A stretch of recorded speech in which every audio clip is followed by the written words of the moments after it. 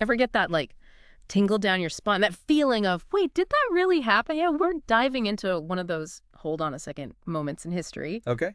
The moon landing? Or did it even happen? Okay, so picture this. 1969, the world's glued to their TVs.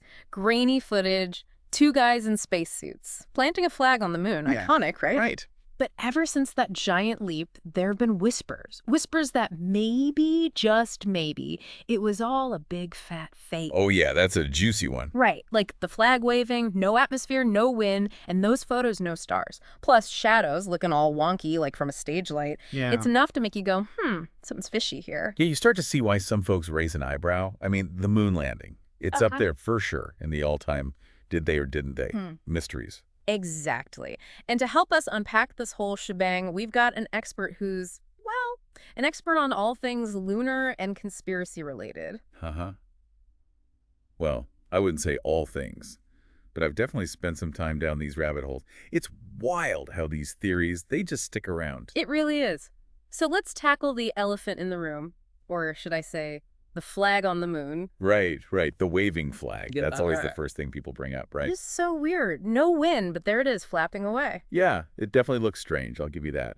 But there's a perfectly good explanation. See, they knew the flag wouldn't hang naturally on the moon because of the lack of gravity. Right. So they designed this special telescopic pole to make it stand out. And that waving, it's just the fabric settling after being unfurled in the moon's low gravity.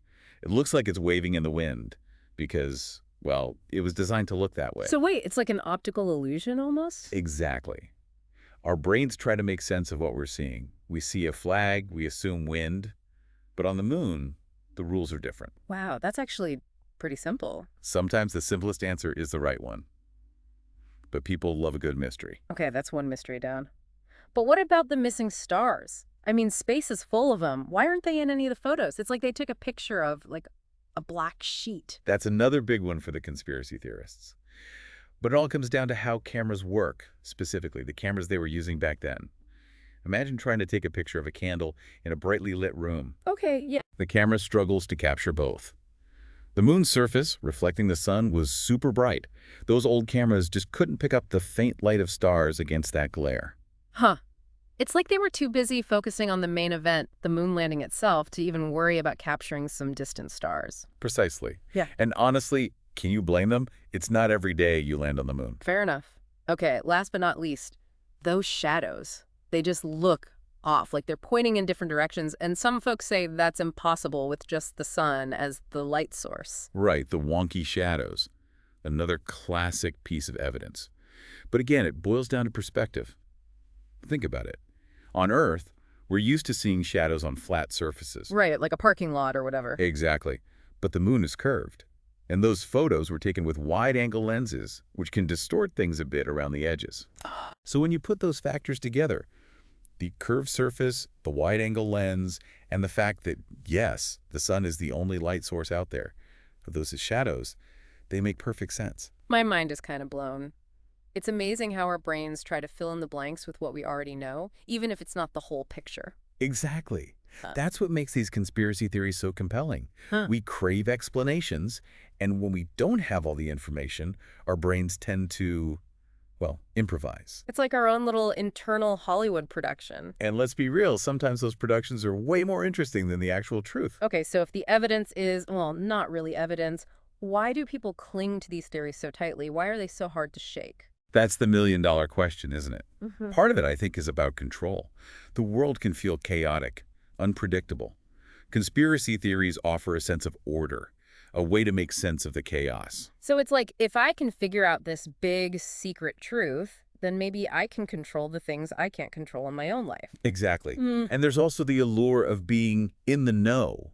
Like, you've uncovered this hidden truth that most people are blind to. It's empowering in a way. It's like being part of a secret club. Right. And the internet. Oh, man, it's like a breeding ground for this stuff. Information and misinformation spread like wildfire. It's harder than ever to separate fact from fiction. Speaking of separating fact from fiction, did you ever buy into the moon landing conspiracy before, like really diving into it? You know, I have to admit, when I was younger, I definitely went through a phase. All those unanswered questions, the grainy images, It was just too tempting not to get sucked in a little.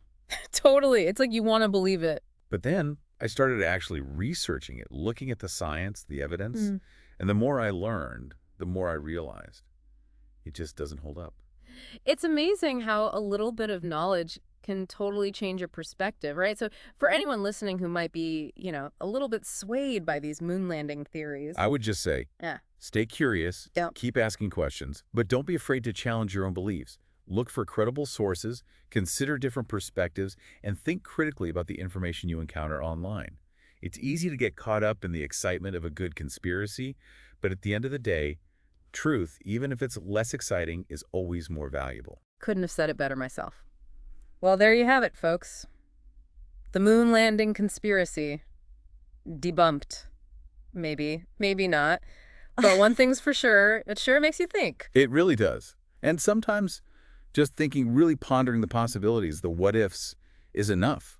It sparks our curiosity, makes us question the world around us, and who knows? Maybe that curiosity will lead us to uncover some real truths, even if they're not quite as explosive as a fake moon landing. There's a whole universe of mysteries out there just waiting to be explored. But until then, keep looking up at the stars and don't believe everything you read on the internet. Words to live by.